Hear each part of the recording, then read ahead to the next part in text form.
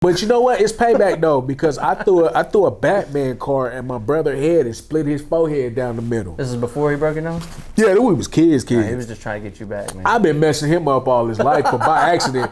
Man, one time, I know you remember the old school shell lamps. Oh, yeah. Mm-hmm. We was bouncing. I bounced the ball and hit the wall, bounced up, hit the shell lamp. The shell lamp fell on top of his head. Ooh-wee. I'll never forget my brother being in that bathtub full of blood. I'll never forget that. That was the most terrifying. You felt terrible, didn't you? Oh, I felt so. It wasn't my fault though. I wasn't trying. It was an accident. But that's why I be saying, I be like, my brother trying to get me back for all them times I fucked him up. Yeah. I did my brother bad. I ain't gonna lie. On some level, he did. Yeah, subconsciously. In real life, I used to do my brother and sister bad, bro. I was the older brother, and I used to smack him upside the head and do him bad. I ain't gonna lie. But then he started to get bigger than me, so I was just like, yeah, whatever. Yeah, we're not gonna take it there no more. We didn't been there. These still work. Yeah. I don't care how tall I am. I'm still gonna throw them hoes. Right. I don't care. It still works. He want to wrestle though. He don't want to throw them hoes. He want to wrestle.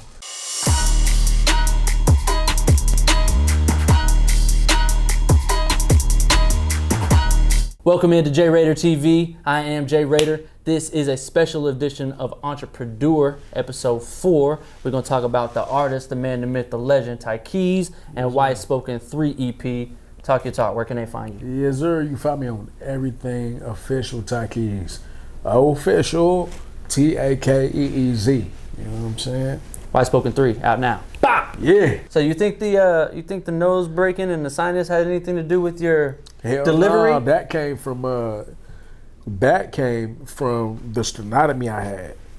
Oh, really? When I had that in 2017, I had a tumor in my chest wall. Really? Randomly. Went to the doctor one day. I thought I was having a heart attack. My chest was hurting so bad. Mm-hmm. And they took me to the doctor or whatever. Did the x-ray, boom, I had a tumor around my chest wall. So they did surgery. I had to do emergency surgery, and I had to literally, like heart surgery. Like how they crack your chest open and replace your heart. I had to have that exact same surgery, but they just removed a thymus, a tumor in my thymus or whatever. Wow. And once that happened, I had to literally, I couldn't, my breathing is still messed up. Really? I'd be coughing randomly. Mm-hmm. You know what I'm saying? Because of all of that. So for the longest, in 2017, I couldn't rap. I was at the house, with a breathing tube thing, trying to build my lungs back up, because even me talking to you right now, I can breathe, but it's a little out of breath. Right. I'm still you know what I'm saying? I can't breathe real deep no more. It's weird, bro. So how long did you have to have the tube? No, I ain't have a tube in. I did have a tube. I was in the ICU with a tube down my throat for 2 days. I think it was a day and a half or something like that. And that was the most terrifying thing I ever experienced in my life. Right. Waking up with that big tube down my throat, couldn't breathe. Lady standing over me with some kind of pump and pumping my lung. It was the worst thing I've ever experienced in my life. And so once that happened, I came out of that, I'll never forget it. I left the hospital. I had a pillow on my chest. I left the hospital. Which I couldn't work. I went straight to left the hospital with a pillow on my chest and went got a zip. Yeah. On me. Sure did. That's a true story. Kicking it. Yeah, I don't know where I'm, Yeah. I did. Yeah. They was giving me Percocets. I said, okay, I got the perks. I ain't going to take them. And I said, I'm going to go, and I went and got a zip. And kicking it. And I had a pillow to my chest and was getting a little bit of money. You know what I'm saying? Yeah. So, but yeah, that's where honestly, I was like, okay, I got to learn how to really flow this again. And that's why I sound so hoarse. It's like that, because that's how that happened. Dead serious. Before that, I had you heard it on Stokely. I can't do that shit no more. Yeah. I mean, I can, but it's extremely hard. I performed Stokely Carmichael one time at this, since then, and man, it was hard. I was up there about to pass out. Yeah, because you ran that. It's probably hard to stay on top of that now. It is. It's extremely hard to stay on top of that, because it's once I perform, and I don't perform with backing vocals. Mine is straight beat. Right. So whatever coming out of my mouth and whatever you hear is what I'm giving it. Just the instrumental and just the an performer. instrumental and a performer. Yeah. So, and I may have some background, whatever, you know, but like, so me trying to run that was hard.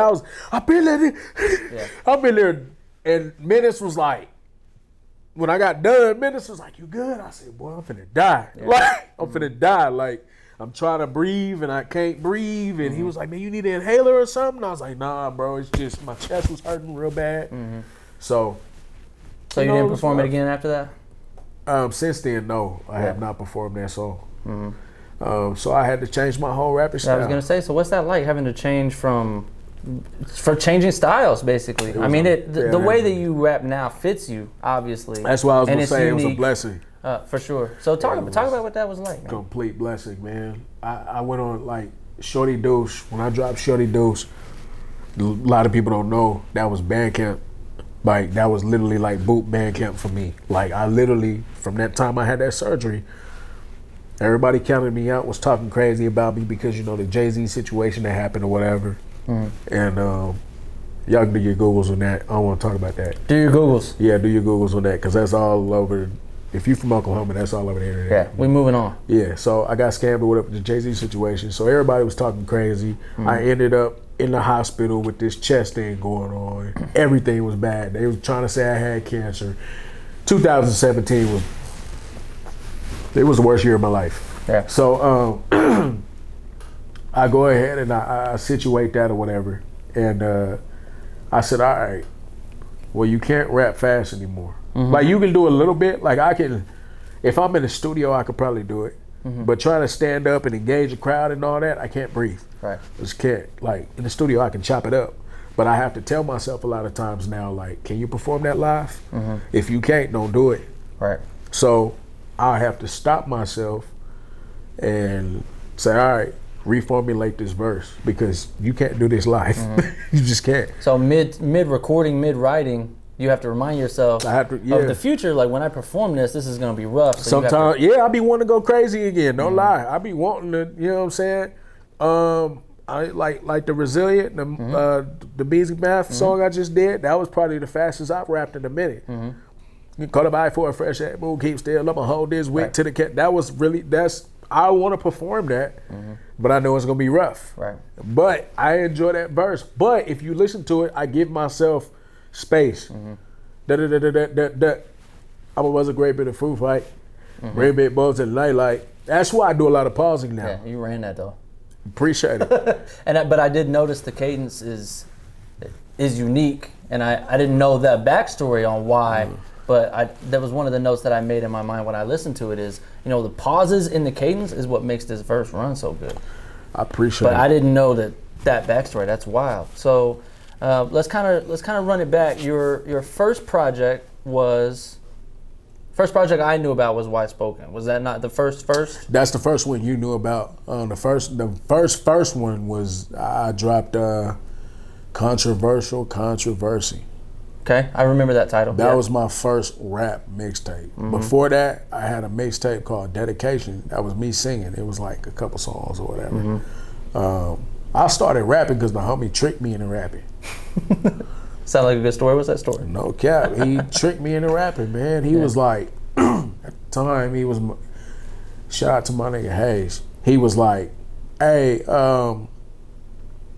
he was like, you know, the singing thing cool. I had flowed something to Kanye West, So Appalled. And I sent it to him, and he was like, you don't know how crazy this is. And I'm like, yeah, whatever. You know, I can, you know, I had always been a poet. I had always freestyled with the army, you know. I grew up black.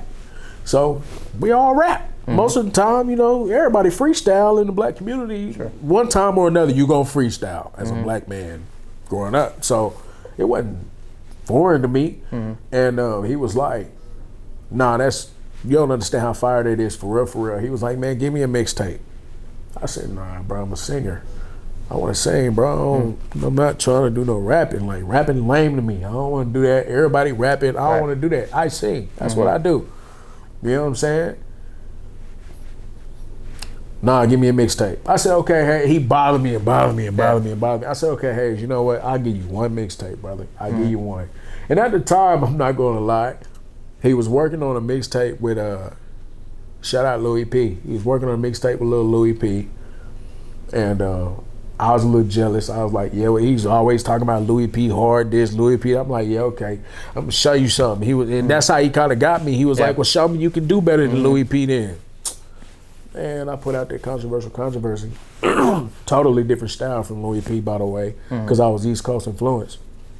And rest is history, bro. I think that was 2011. Yeah. So did you fall in love with the rapping while making the mixtape, or after you saw the response, or when was it you decided, okay, I'm gonna do this? While making the mixtape. I actually, let me stop lying, because I just thought about it.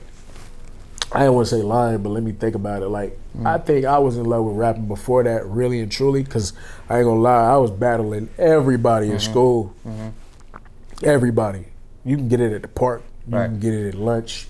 You can get it wherever you want. I was in our courtyards. Yeah, that's exactly. We used to. Oh, that was the man right out there in the courtyard by the cafeteria. Oh, you was really gonna get smoked. Yeah, shout out to Mr. Freeze, Dollar Boy. Boy, out there. Oh my gosh. Out there slapping shit. Yeah. You know what I'm saying? And that's where I got a lot of my name from with the rapping. Once I made that mixtape, and I dropped that. Before that, I was already battling. But it was just for fun because a lot of my homies rapped or whatever. Right. Now, so when I dropped that mixtape, I was like, yeah, what y'all want to do? Right. And the main, to this day, oh my God, R.I.P. to my brother Keon, to the KB, Script Biggins. To this day, I think that was, we had a moment that solidified us in high school as, okay, them niggas can rap. They gonna do this. Right. We was at a Lawton High game. You know how this go. We was up on the top of them bleachers. And they saw I was up there. It's like, man, Keys, come here. Hey, cuz, come over here and rap. I'm like, already, I had my little homie KB with me. At the time, he was a freshman. We all upperclassmen, but that was my dog. He gonna rock with me regardless. So I bring him over there. You gotta keep in mind, so many Crips and Bloods and all these cats in this circle, they freestyling. Right. I come in, you know what I'm saying? And I'm with the Crip homies, whatever. I'm with TC and them, and we all freestyling. That was the night when TC was like, he was like, I seen Mo nugget in a tampon with eyes. I'll never forget this night, man, because it was so many jewels dropped. Yeah. And that's where KB made his name. That's where Keon made his name and stepped in and freestyle. My nigga Jay Crazy, Jaleel came in and freestyle, my brother. That was the birth of SOR4 Squad. We was all a rap crew. AG got in there, Anthony Gustav got in there, and I got in there. And that's when everybody was like, oh, they rap. And I was no longer the singer. Right. So after that, I just started, it spiraled out of control, and I just started rapping for real. And then I got involved with a bunch of shit I shouldn't have been involved with, you know what I'm saying? Like, really. But you know how that goes. We talking about hindsight 2020. You know, I sold my little whatever, and, you know, hanging with whoever, and, you know, whichever else. But time went by, and you already know, man. I got introduced to Swisher Sweet Gang. You know what I'm saying? Shout out to the big homie Beezy, you know what I'm saying? Byron Nineface. Nigga brought me over there to, I did a feature, R.I.P. Lil CJ. Me and him did a song together from 60s. We did a song together. And I had 8 to feature. And I'll never forget it, because that night, that night Byron big ass was on the phone like this. He had the phone on his face like this. Counting money. He had the phone on the side of his face, like this right here, and was counting money. It was just like, yeah, man. Hey, Keys, you killing that. Just counting money. So I'm in there dead. Matter of fact, we was at Train Studio. It was a song with Train. Really? It was me, Train, CJ. We all had a song together. I think Byron hopped on it or whatever. And from the land of the Sooners, where they carry them boomers and leave you old in a box like a fresh pair of Pumas. And that was like when Byron was like, oh, you cold. So he brought me over to Swisher Sweet Gang Studios that night. You know, that's when the big Tupac back thing happened. That's when Curse hopped in that motherfucker. Billa hopped on there. After that, it was solidified. Right. Tay called Freeze and was like, man, I'll never forget it. He was right in front of me. He called Freeze like, man, we got this little nigga over here. He crazy. You gotta hear him. He's nuts. So I was 18, and Tay was like, what you finna go do? I said, I'm finna go kick it. No, you finna be over here. You over here. And man, that studio saved my life, bro. No cap. Yeah. Shout out to Steve-O. It was Steve-O crib and Tay crib, and Steve-O let me be there 24/7, man. I remember I was homeless one time for 2 weeks, and nobody really knew. And I was always at the studio. Nobody knew, actually. I think Steve-O was the only one that knew. And I was living in my car, and Steve-O was letting me come over there and take a shower. And he was just like, man, let me use your car. And he was running the paper route at the time. So I come over there, take a shower, and stay in the studio till 4 or 5 in the morning.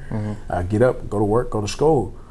And he was letting me come over there, take showers and everything. But that studio saved my life. Without that studio, bro, ain't no telling what I would have really did. Right. So, you know, that's where it all birthed from. That's where Last for Dying Breed came from. That's where Apartment J10 came from. That's where Wide Spoken 1 came from. That's what you were saying, like, so you got introduced through Wide Spoken, because I did that there. Right. That's where that was created. You know what I'm saying? So all those projects were recorded at that studio? No, I'm lying. Wide Spoken 1 was actually recorded. Part of it was recorded at my house, and part of it was recorded at Switch Sweet Game Studios. It was the transition. I was recording at my house. And then after that, I just started going over there, you know what I'm saying, and recording over there. And I mean, it was just like, after that shit changed my life, man. I started, that's where we all did all the mixtapes, man. I recorded all that stuff over there. And that, it just spiraled out of control, man. Like, that was the spot. Steve-O, good people, man. Shout out to Steve-O, Dollar Boy, Mr. Freeze, the whole gang. Marty Mack. Love the hell out of Steve-O, man. Yeah, because that's cool. I didn't know that story. Yeah, a lot of people, you know what I'm saying, a lot of cats from the gang that I talk to don't really know that story. And Steve-O do, but Steve-O always kept it a bill. Yeah. And he ain't never really put me out there like that. But there was times, you know what I'm saying, when that studio was literally all I had. You know what I'm saying? Like, I was 18 trying to find a way. I was hustling. You know what I'm saying? Like, I was, you know, I mean, I came, like, I had my grandparents or whatever. I was living on campus, like, on the Cameron for a minute with the homie Hayes. He had a dorm room up there. I was staying up there with him for a minute. And then, you know, we got kicked out of there because he was smoking weed. And so every day, I never told none of y'all that. I would just come to the studio every night and stay there till 4 or 5 in the morning. But I was really being productive, and I really wanted to be there. But at the same time, it gave me shelter, and it gave me a place to be at. You know what I'm saying? I slept on that couch many a nights. Right. So. That's cool. So moving from that to your last project, Shorty Deuce, which did really well. Very, very well produced, very well written, very well rapped, all of that. We did a review show on that. It's from everything that I could tell, it was very well received and widely acclaimed. Was that the first? So 2017, you had your operation. You realized that you can't deliver, can't rap like you used to. Is Shorty Deuce the first project since that? So that, would you call it a rebirth of Takeez? Yes. So explain what that was like. It was beautiful too, because like I said, I had to put myself through that boot camp. I was like, how can I find my sound? I got tired of being called Cole and Kendrick, and I got tired of being compared to everybody. I got sick of that, because you know, those are greats, and those are who basically made me. You know what I'm saying? But at the same time, because of when I was younger, I was listening to that. But at the same time, I wanted to be me, and I wanted to do this Oklahoma shit. I didn't want to do no Cali and no North Carolina shit. So I was like, how can I do this Oklahoma shit? So I put myself through 3 years of, I drove my wife crazy, man. You know what I'm saying? Just locking myself in that studio. I had a studio in my house, in my man cave. And I was just in there, just constantly. And I was battling life at the same time. So you can hear, that album is literally my life in 3 years. And so, like, like I said, yeah, like you said, trying to learn how to rap again and how I'm gonna do it. It was a lot, man. I remember being in there like, wait a minute, man. Damn, my chest hurting. I can't breathe when I rap it like that. How I'm gonna do this? Just there was plenty of nights I came in there and nope, not tonight. Not tonight. Mm-hmm. I'm not. You know what I'm saying? Not tonight. Nope. And it was honestly more days of that than it was actual recording. Right. Just trying to figure out how I was going to approach it. Mm-hmm. It was just like constantly scribbling in a book, write something down. Yeah. And that's just what it was. So once I perfected it and found it, everybody kept talking about, oh, your voice. My voice has always been, I did radio, all that. Mm-hmm. But now it's like, I don't know, that surgery gave me like a fizzle or something to my, I don't know, it did something. So from my perspective, it seems that, you mentioned before the cameras cut on that you've always sounded like this, and you do. We hear you. You sound. This is how you sound. Right. But from my perspective, it seems that you found a way to. You found out that that's the thing that people like the most, and you're able to emphasize that. Yes. So is that part of your reinventing yourself? Is let me capitalize on the thing that makes me most unique. Yes. Talk about that, but also talk about reinventing, like you mentioned writing stuff down and then scribbling it out. So the content obviously was important to you. Mm-hmm. So what is it like to reinvent your artistic approach, both from delivery, vocal projection, cadence, all those things, but also the content of the lyrics? I literally had to listen to my body. Mm-hmm. It was weird. It was like, no, you can't rap that fast. You can rap a little bit like this. Okay, you can go about right here. Okay, you good about this is your sweet spot. And then I sat back and was like, oh, talk to him. Yeah. So I don't have to do the most. I just talk. Right. Okay. Oh, that's too easy. Too easy. Because you already had the bars. Yeah. So I was like, okay. Hard part's over. Yeah, the hard part over. Okay, then, well, y'all want me to talk to y'all. Mm-hmm. Well, bad. Right. So I did it. I started talking. That was literally the gist of it. It was like, all right, already, cuz, like, hey, come get this. Mm-hmm. I'm finna holler at you real quick. I'm finna game you up. And, I don't have to do all that extra, you know what I'm saying? This, that, and the third. I'm East Coast influence. Mm-hmm. Cassidy was a huge influence on me. Mm-hmm. DMX was a huge influence on me. Mm-hmm. How do you come away from that? How do you come away from that? No, what I'm saying is the animation, the loudness. Oh, I see. Yeah. How do you come away from that? That's all you've known. That's all I've known. Right. So how do you come away from that? Right. I don't know. I just was like, I guess I'm just gonna use my voice. So it was a challenge? It's a super challenge because I wanted to. If you listen to Black and Blue, that was the first time that I felt like I figured that was the first time I really felt like I could still be aggressive and still have the laid back tone and really mean it. And I was just like, so the way I talk to people when I'm angry, I need to do it on the song. Okay. Too easy. Because you get Keys mad, that's how Keys sound. Fuck you talking about? You know what I'm saying? Like, that's just how I sound. Like, what you mean? Yeah. Like, that's how I'm going to sound. So I just put it on the mic. Right. You mentioned that Shorty Deuce was the album that was your life over the previous 3 years. Mm-hmm. Talk about what that means. Like, it was, so, I got married in 2016. Mm-hmm. I was a new husband. My son was born in 2018. Mm-hmm. I was again new father, and this was a little different. My daughter, I have a daughter, and she was already born previously to my marriage and my son being here. But I'd have her every other weekend. This was different. I was married with a child in home 24/7, who was a baby, trying to create an album, and I couldn't work. I was in pain, and I was hustling still. It was just a lot. It was a lot going on, so it was a lot to adjust to. You can bend me, but you can't break me. You know what I'm saying? So, like, that album to me was like the personification of that. Like, so many people counted me out and wrote me off. Like, when you drop it again, I mean, he ain't gonna. He keeps saying he gonna drop it. He ain't gonna. And I never forget. I just kept saying over the 3 years, I was just like, pot roast, nigga. I don't microwave nothing. I set the crack pot, and we finna get it in, and that's just what I did. You know what I'm saying? So that 3 years was the craziest 3 years of my life. I mean, how do you sitting in a room in so much pain, and they call your wife and tell her, hey, he got cancer. Right. How you deal, you know what I'm saying? Like, how you when you process stuff like that, like, I done been through a lot. I done lost homies. I done been shot at, you know what I'm saying, beat up, you know what I'm saying, all that. You know what I'm saying? I done been through some of the craziest shit ever, and still, that was the worst moment of my life. Right.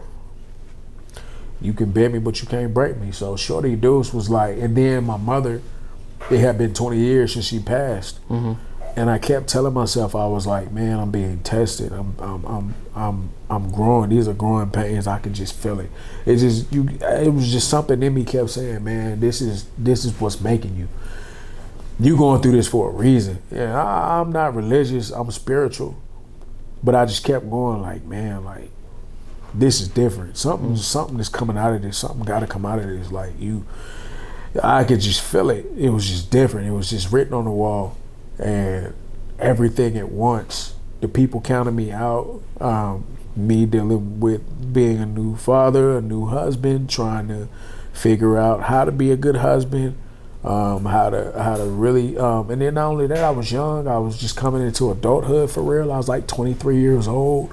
I was, you know what I'm saying, like, really trying to put it together. So when you just put all that into one big ball and bubble, you just like, damn, that's a lot to deal with in a span of 2.5, 3 years. Right. And you hear that on the album. It's like, it's a patchwork quilt. Right. And a lot of people, it's weird because so many people, when I first started rapping, I used to make 1,000 songs and just go through and just pick whatever I like. Right. I'm so locked in now that I won't touch the studio for a month. But I'll live life. It's almost like a comedian. A comedian they don't have anything to talk about if they're not going through nothing. Right. They got nothing to talk about. Right. So for me, I like to live life and go talk about it. So I don't make 1,000 songs anymore and go pick whatever I like. If I'm sitting in the living room and I get a melody, I record it on my phone. I go in there. If I want to make the beat, I'm gonna make the beat. If I make the beat and I hear something, I record that song right then and there. And I don't care. I'll toot my own horn. Right. Every single time I do that, something amazing comes out. Every time. And I know that because all the projects from Shorty Deuce till now are spare the moment. I made this song. There wasn't no playlist. Right. These are the 4 songs. These are the 5, 6 songs I made, and I'm giving them to you.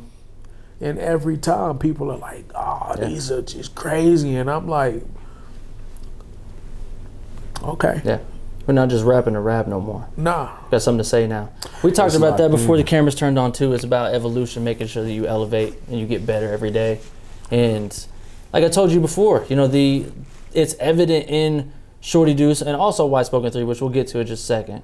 But talk about Shorty Deuce a little bit because it's the first time I've seen you since it came out, and we got to give Shorty Deuce his flowers, in my opinion, because like you put it a perfect way. It's a perfect crock pot roast from the standpoint that we got to eat tonight, but tonight we're gonna eat something else because we're gonna. This is for the feast. Yeah, tomorrow. For later, for next month, for next year, and we got to make sure that is perfect. Right. So let's take our time with the pot roast, and we'll just eat some nuggets tonight just to stay alive. But the pot roast got to be good, and the work that you put into that project is evident, and it carries over into White Spoken 3. So I'm gonna give you your flowers for Shorty Deuce. Appreciate it is apparent and evident. My baby. Yeah, it's evident the amount of blood, sweat, and tears, and just genuine care that you gave the project.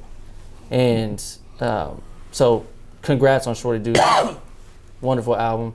the backstories just make it that much better. If the struggle and the strife. If you knew how many people I had to cuss out trying to rush that album, people was rushing they were just like, bro, you got to do something. And I'm like, I don't have to do shit. Right. I just got to do me. Right, exactly. I don't have to do nothing you say. Mm-hmm. That was another thing, like when I realized that I was me, what I mean by that is I took control of myself and I stopped listening to outside opinions. Shout outs to my brother Tristan. He was, oh my God, man. Tristan don't know how much he's done for me over the years. And we don't even see each other every day. We barely see each other in person at all. Mm-hmm. It's just such a good relationship of him. And he's so raw and uncut with me. He just be like, man, shut up. Mm-hmm. Shh, come here. Fuck them. It's you. Mm-hmm. And he would sit me down and tell me that. And so over the years, I had to sit there and tell myself, like, man, you got this, Keys. Don't listen to them. Right. Do what you do. So there's so many people that got the boot, got a super boot in the ass. Move, keep on, and I'm just gonna cut you off. Right. That's literally what it was. It was just like, I'm going through so much right now, and I'm doing so much that I don't care. Right. It's about me right now. I'm being selfish. Get away from me. Yeah. Okay. Oh, you going through that? I'm sorry. I got shit to do right now. Right. Well, we talked about this. Jacoby Ryan and I talked about this in episode 2. He touched a lot on creating to free yourself, and that's really all you're doing. Is you're creating to fulfill your need to create, and outside influence. It's just really, it can't affect you, and it shouldn't. Yeah. Because you're as an artist, you're in a space where creativity and creations are reflections of you. Right. And they should fulfill your desires. They should fulfill your drive and your ambitions. So I agree. Just let the naysayers continue to naysay and just keep them over there. Man. Or if they're trying to rush you, they can rush you from outside. Right. Exactly. Because there's no time in here. Man. Right. Oh my God, I love it. It's the greatest thing ever. I promise you. It's the most freeing thing. Yeah. I don't care about nothing no more. Right. I used to care about I don't care about nothing. And if people, and like I told him, if you put blood, sweat, and tears and effort into a project and it comes out and people don't like it, it's not for them. Just saying. Just continue to create for you, to continue to create for your fan base. That's the biggest exclamation mark, though, bro. There's some people where I'm like, I never expected you to like it. Right. I get so many people. It's weird, man. It's like, Shorty Deuce has so much further. Bro, my granny pulled up bumping Ginger T Boogie the other day. Why wouldn't she? That Sunday mantra, though. Hey, bro, you know what I'm saying? But when you look at that, it's like, man, I've never made a project where everybody can listen to it. Right. Well, that's where it comes in.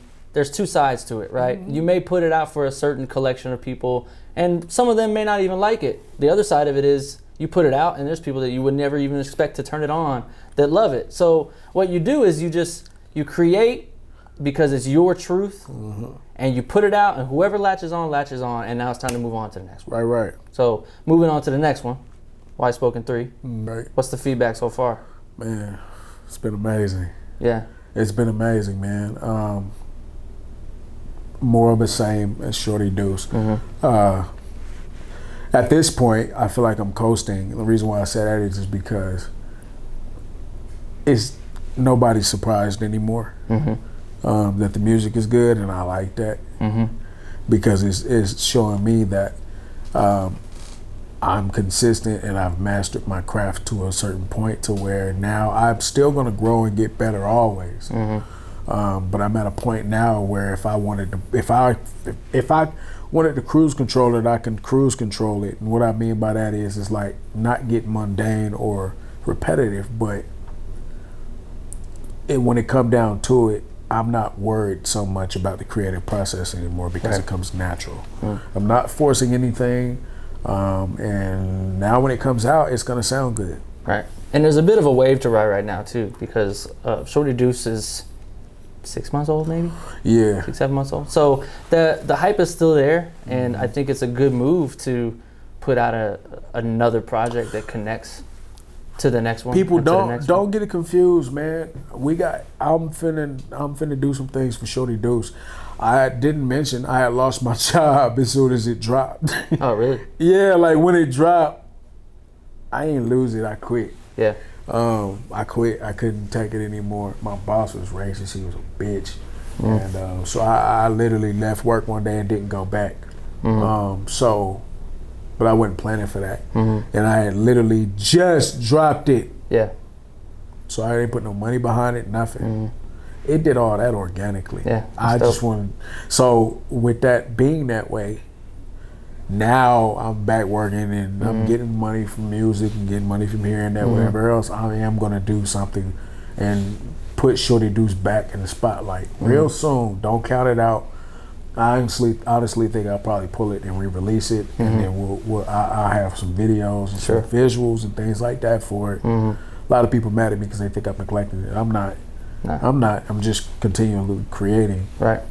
So. And it's still new enough. You can still ride that wave. Oh yeah, for sure. So Wide Spoken 3, is that one of the ones you alluded to earlier, where you said you were recording when you felt it, and then when you got a certain number of songs, you put it out? Yeah. So, was there any inspiration for this project, or you kind of felt like you were just snowballing songs, and then at a certain point you said, I'm gonna release a project? So when Shorty Deuce dropped, if you remember, I dropped the Elements EP afterwards. Yep. And that was just kind of like an in-between thing. But the only reason why the Elements EP happened is because I was quarantined for 10 days. And I was bored and couldn't do nothing else. So I made music and I put it out. But the premise behind that whole project, which y'all can get mad all y'all want, I love the Elements. It's my favorite project that I put out. I love Shorty Deuce. Shorty Deuce and Elements is a tie for me. Those are my two favorite projects I've ever done in my life. So after I dropped Shorty Deuce, I didn't talk about politics at all on that album. It was literally me having fun and me talking about my life and what I'm going through and what I went through. And I wanted to commemorate my mother in the 20 years of her passing. It was just perfect timing. The universe aligned it up perfectly. But if you can remember correctly, the George Floyd situation happened. And I wasn't very vocal about it in my music. And some people took offense to that and was like, you didn't touch on that. You didn't talk about it. And I was like, I'm gonna be honest with you. I've been making this album for 3 years. By the time the George Floyd situation happened, I was already wrapping it up. Right. Or I would have touched on it. Sure. So I put the Elements out, and I was in that quarantine. So the Elements was hella conscious. Super conscious. And so then I wasn't gonna do a Wide Spoken 3. I was completely gonna watch it, and I was gonna just focus on another project for the next year, put out more visuals from Shorty Deuce. Shorty Deuce was gonna be my main focus. I was gonna roll out with it, rock out with my guy out, Shorty Deuce. And I was like, nah, I'm gonna do a Wide Spoken 3. Because Wide Spoken has always been conscious. The first one wasn't that conscious, but the second one with Stokely Carmichael, Conscious Dope, Auditory Dope, all those songs were so conscious and talked about Black America and its issues. I said, okay, the first one, Wide Spoken 2 was hella aggressive and it was real in your face. I said, Wide Spoken 3, I'm finna approach something different. I'm finna come back and talk about what y'all don't want to hear in the Black community, and that's what I touch on with some. You know what I'm saying? With some of those songs, I touch on. If you listen to the insides of them, I talk about Black mental health and how important it is. I talk about how the drugs are affecting our community. I talk about being labeled a stereotype and looked at. You know, Black man is looked at as a Black woman too, but we're looked at as animals. Like we just always aggressive and angry, and it's like, but why would I hurt you? I'm just here to. If I walk in this store, I'm here to buy some Skittles, nigga. But you looking at me like, somebody thinking about you? Yeah, I'm not worried about you. You know what I'm saying? So I talk about a lot of things that Black people don't. We compartmentalize it, but we don't really outwardly talk about it as much. And I wanted to get a little bit more in depth in that. So that was the motivation behind Wide Spoken 3. There was another song that I did that I wish y'all could have heard, but the paperwork just didn't pan out. There's a wonderful singer by the name of Zona. She's in Nairobi, Africa, in Kenya, Nairobi, Kenya, in Africa, and I was supposed to have that song on there, but I'm gonna save that song later for y'all. But that song spoke on the black household and how you couldn't be a certain way. You know, when you're black, you're supposed to be cool and you're supposed to rock sneakers and jerseys and look fly all the time, and you can't act. You can't. If you wear goth pants, you're white and you're weird, and you know what I'm saying. You know, they call you all types of weird stuff. How black people treat the gay community, how black people treat, how we don't talk about mental health enough, how we ostracize anybody that's different in our community. Growing up, I was different. I liked rock and roll, I liked country, but I was dubbed, would you think you white? You know, stuff like that. You know, I always thought it was lame, and I never really spoke on it. So that's what I mean by getting more in depth about it. Right. That was the whole premise, really. Yeah. I was just like, okay, I'll piggyback off of the elements, bring it around with the consciousness, and then move forward. Going forward, I probably won't talk about politics as much. I wouldn't really say it's exhausting, because now I'm at a point where it's actually starting to be a little bit more therapeutic to talk about the internal struggles of the black community that we don't talk about outwardly, like that you don't know about. It's a little more therapeutic to talk about that in music, but I don't think I'll touch on it after this too much. I think going forward, everything will be shorty douche-ish.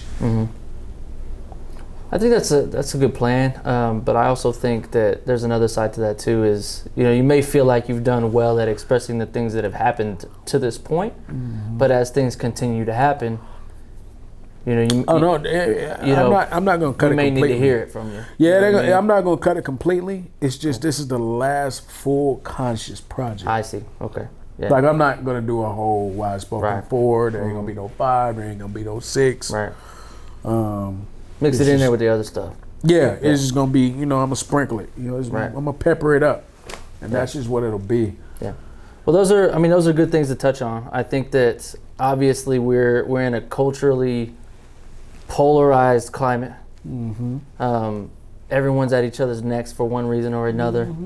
But I think a lot of what you just touched on is good to have, in that someone within a community could speak to his own community about the things that can be improved, because you know, the black community doesn't want a white guy telling you guys need to fix this. Not at all. And the same thing goes on with white people. You know what I mean? But I think it is important for some, like, white people need to hear from white people about what we need to fix, because they're more apt to listen. Well, and I believe it's the same. The main reason why I did it as well is because you got to think about it. Most shows show a white struggle in what you guys go through internally. You know, you have your stereotypes where you guys call each other white trash, and you know, you have your suburban whites that may look down on the trailer park whites.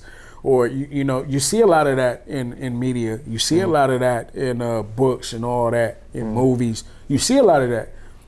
Black people don't, you know, there's so many people that I know who have been molested. And black people will sweep that under the rug, or we never talk. We always show the cool and hip and dope side of us, but we never actually. Shout out to Tyler Perry, because a lot of people will make fun of Tyler Perry, but a lot of the movies and stuff he makes. Damn, I think my jacket caught. Okay, a lot of the movies he makes, he talks about that stuff. You look at Die of a Mad Black Woman. He put black divorce and trauma and things like that out there. He didn't make a slave movie. We're tired of slave movies. When you talk about, like, he just came out with the movie where I don't know if you saw it. I can't remember the name of it. But the one where the black dude took advantage of the older black woman and stole all her money, and those are real. Black people are human too. We go through everything. These are human issues. I just think black people need to be more candid about that. Talk about it. Let's be real about it, especially when we talk about sexual assault in the black community and domestic violence. Domestic violence, and then when you talk about how you got black kids out here growing up and they're gay and they don't want to say it because their daddy probably beat the hell out of them. Or their mama will disown them. Or, just crazy shit. Growing up, I was wrong. My brother, growing up, I'm looking at him and I'm like, you gay, huh? Yeah, I'm whoop your ass, you gay. That's so wrong. Right. And I got older and I looked at my brother and I said, I love you and I'm sorry. Yeah. I was just young and dumb. Right. Growing up in the black community, we're taught to be that way. Right. You The look movie at Moonlight touches on that. Yeah. Moonlight's amazing. Yes, amazing. But when you look at stuff like that, I talk about that because that's a big thing in the black community. We shun the hell out of gay people. Shun the shun the shit out of them. Yeah. And we shun the shit out of anybody that's just different. Right. Growing up, when I went to school, I remember I wore Hollister and Abercrombie and Fitch. And I was from Lawton, Oklahoma, cuz. But I was in Columbus, Georgia, where everybody was wearing white tees down to their knees with forces and J's, but I was different. Oh, he want to be a white boy. He talk white. You think you better than us? Oh, you know what I'm saying? What are you listening to? You listening to what? You listening to Yellow Card for what? Cause I like Yellow Card, nigga. That's all there is to it. Yeah. I'm listening to Green Day because I like Green Day. Right. I'm listening to Rascal Flatts because I like Rascal Flatts. I'm listening to Tim McGraw because I like Tim McGraw.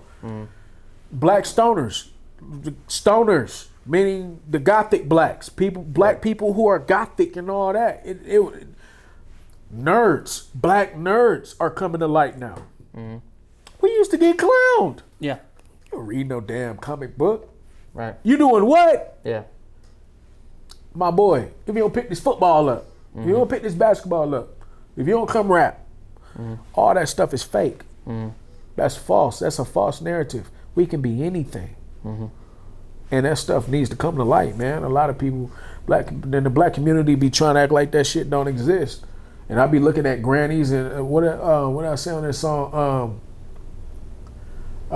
granny and uncle and them, they don't really know what they mean. Really though you were God, really though you were king. Like, they don't know what they're doing. They were just raised that way. Right. I got an 86-year-old grandmother, man, who got great grandmother who literally has grandbabies that she won't come around because they're gay.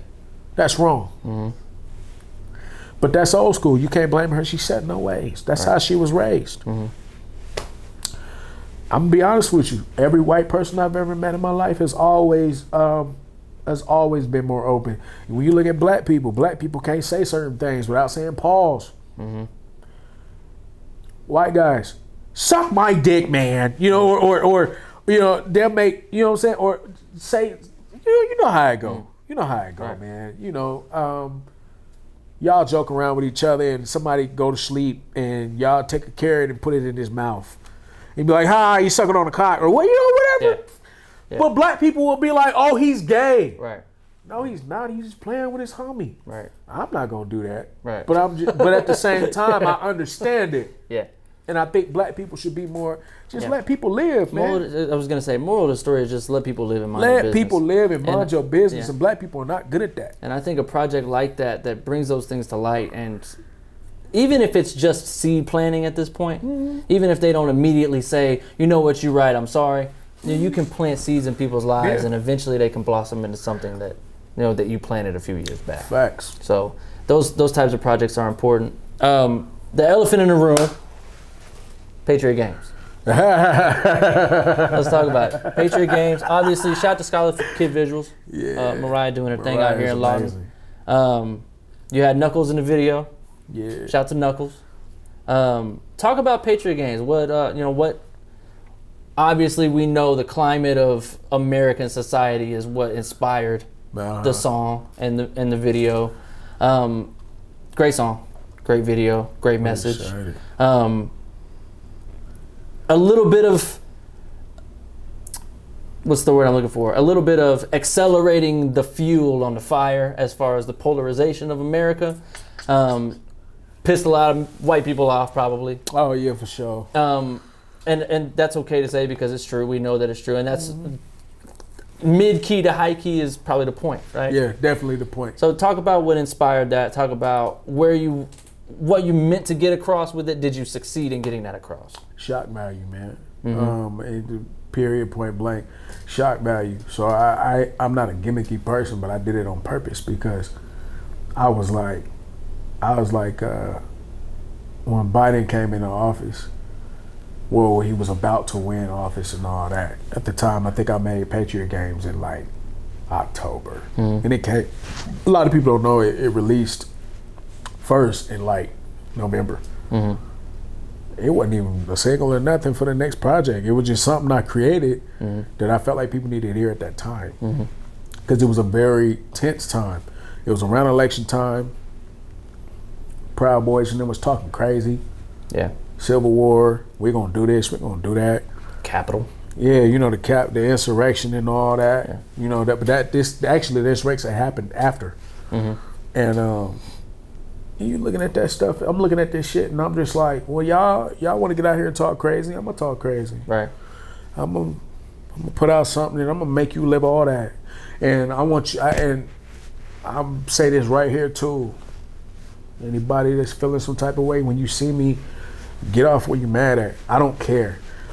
Because me making that song was like to tell you, like, when I was releasing the teasers, oh my God, white people was just like, oh, you're racist, da, da, da. I was like, you gotta watch the whole video, man. Right. I'm literally throwing teasers out. You ain't even seen the whole video. Right. I didn't just do that just because I didn't do that like, oh, I hate white people. I did that because the motherfucker would leave me alone. If you look at the video, obviously the neighbor has been antagonizing this man forever. He's sick of his ass. He's tired of him. And that is the situation America is in, that Black America was in, and still in. Just fucking sick of it. And I wanted to, I can't go out and bust nobody in the head without going to the penitentiary. Not for real, for real. And so I was like, let's put it in the music video. Don't play with me. Leave me alone. A lot of my brothers and sisters feel the same way. This is what we want to do to you when you do this to us. Right. When you call us niggas, when you see us in public and call us niggers, and you spew all this bigotry and all this racist ass rhetoric, and you know, we ain't play what was they saying when George Floyd died? Play stupid games, win stupid prizes, all the stupid ass sayings y'all was doing, trying to justify the bullshit. Okay then, well, let's play. And that's the song was about. Like, let's play these Patriot games. Then, if you want to play those games, we can just play those games. I was fed up. I was tired. Especially when he did a debate and hit us with the Proud Boys Stand Back, and that really set me off. Matter of fact, I created that song like a couple days after that. I was like, man, fuck you. Like, that's just how I felt. Like, you really sat up here and gaslighted these motherfuckers. Well, they're gonna die because of you.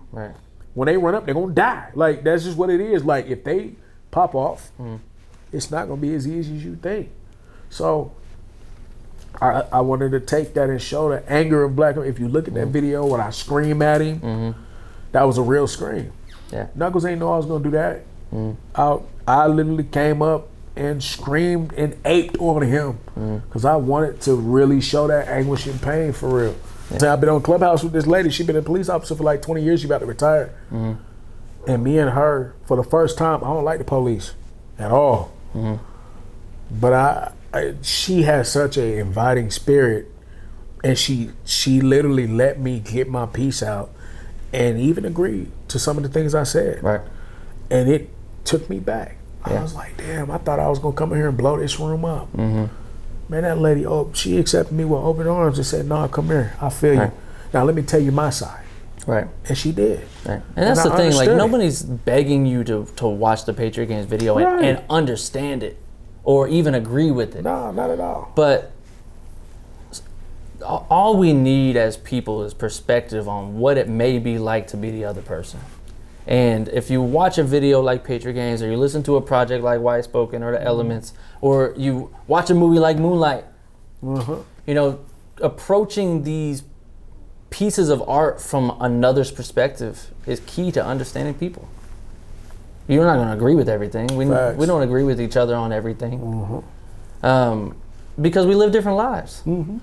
So that's never going to happen off the rip. But making a conscious effort to understand someone, or at least understanding where they may come from, and trying to understand it from their perspective is huge. And again, like, you don't have to like Patriot Games, you don't have to like Wise Spoken, you don't have to like any of this stuff, but I would challenge anybody listening to it to at least listen to it from another ear's perspective. Yeah, for sure. You know what's crazy though, man? I haven't gotten a lot of backlash from that video. And I ain't gonna lie, man. I dropped that video and went to work and was sitting at work like, well, any day now I'll get an HR message to tell me to pack my shit up and go home. Any day now. Right. Any day. Yeah. I would also challenge the black community also to watch the video, to listen to the song, and understand the message that you're giving. Because it's really easy to watch that and think that you want everybody up in arms. Turn it up, yeah. It's real easy to turn it up. Yeah. Part of it was to turn up. I ain't gonna lie. I'm not even gonna sit up here and cap. Part of it was to turn up. I also wanted black people to stay vigilant. That was real big on that. If you remember, because a lot of people don't know, I don't just get on social media and cap. I'm really active in the black community. I'm an activist. So like, I really advocated for black people to be armed. And for every black person to be armed and go and get a gun, learn how to use it, and to protect themselves, because we were in a time and we were in a spot where we didn't know what they was gonna do. We didn't know. A lot of threats, a lot of, you know what I'm saying, if people do their research, if you look up the United States Patriot Party, I think that's what they would call it, a group of Marines who wore Confederate flags on their uniforms on BDUs. They put Confederate flags on BDUs and were a racist squadron that were planning to take out black people and Jews and Japanese people and Korean people and Chinese people, whoever. If you weren't white, they was coming to get you. This is America. They were foiled by the CIA. Right. And the FBI, they infiltrated it, and they were able to, thank God, because they were like, I think it was a couple months from setting it off. You don't think there are terror cells out there like that? Right. You don't think them shits is real? You don't think the Proud Boys is one of them? I do. Yeah. Canada did right. They are now labeled they're labeled a terrorist group in Canada. You can't be a Proud Boy in Canada. Right. Why not in the United States? Why is the KKK not labeled a terrorist group yet? So when you look at that stuff, why not? Every black person needs to be armed, know how to use it. I'm not saying go out here and kill the first white person you see, because white people are awesome. But the racist motherfuckers, we don't know what they're gonna do. Right. Just be ready. Just be ready. And that's, correct me if I'm wrong, but that's what I got from Patriot. Yes, that's exactly what it was. They want to play these games. Let's be ready. Let's be ready, and let's stay vigilant. And white people that were racist, I needed them to see that video and go, oh, if he bold enough to put this out, I don't want to run up on him. You know, just don't. Yeah, and we're not. I don't advocate for violence, but I'm just saying. But I do advocate for defending oneself. I'm saying defending myself. Oh no. Don't get me wrong, bro. Keys has changed. You know, old Keys is crazy. But Keys has changed. I am a defensive coordinator. Yeah. One thing I'm gonna do is make it home. I am a defensive coordinator. You hear me? Yeah, for sure. I'm Alabama out here. Gonna win. We're gonna win the rings, baby. Right. We're gonna win rings. Defense wins championships over here. On God, I swear. Right. I'm gonna kick it until you come over here kicking me, and then I'm gonna kick you back. Right. And I'm gonna win the game. Yeah, we're gonna win. Win the Super Bowl out this, but boy, look. Yeah. Kaboom. Yeah. So that's all. Well, I support the message. I support you as always. Yeah. Wise Spoken 3 is out now on streaming platforms. I listened to it on Apple Music earlier, so you can find it there. Yeah, Spotify, I assume it's everywhere. Wise Spoken 3, the EP is out. Patriot Games is on YouTube. Shorty Deuce is everywhere also. The link's in my bio on my Instagram. Everything official Takeez. If you go on my Instagram, there's a bio. There's a link in my bio. And it's a smart link When you click on it, it takes you to everything, including the Patriot Games video. Get some merch over there too. Yeah, and official merch. Yeah, for sure. Well, thank you for joining me, sir. As always, this is my brother right here. He real modest. Like, this ain't my guy. Yeah, you know we gotta stay. This my brother, man. For the show. You know what I mean? But appreciate y'all for joining us, man. Takeez, good to have you as always, brother. Official Takeez everywhere. Shorty Dudes, White Spoken 3, Patriot Games, all out now. Go get that. Yeah. That was official.